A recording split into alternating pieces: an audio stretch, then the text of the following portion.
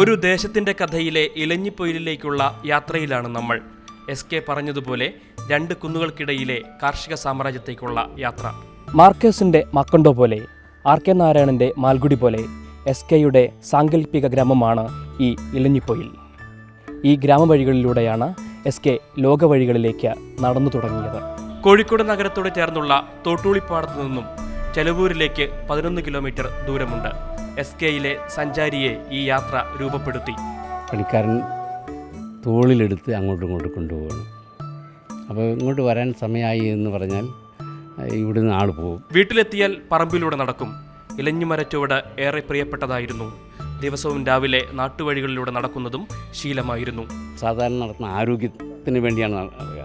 SK യാത്രകളെല്ലാം തന്നെ പ്രഭാത യാത്രകൾ നമ്മളെ വ്യായാമം എന്ന നിലയ്ക്കല്ല, ഒരു പുതിയ സ്ഥലം കാണുന്നു. തോട്ടൂളിപ്പാടത്തു നിന്നും ചെലവൂരിലേക്ക് അഥവാ ഇലഞ്ഞിപ്പൊയിലിലേക്കുള്ള യാത്രയുടെ കൗതുകം SK പൊറ്റക്കാട് അവസാനം വരെ സൂക്ഷിച്ചു.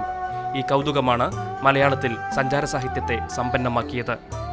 അഭിലാഷ് നായർ, മാതൃഭൂമി ന്യൂസ്, കോഴിക്കോട്.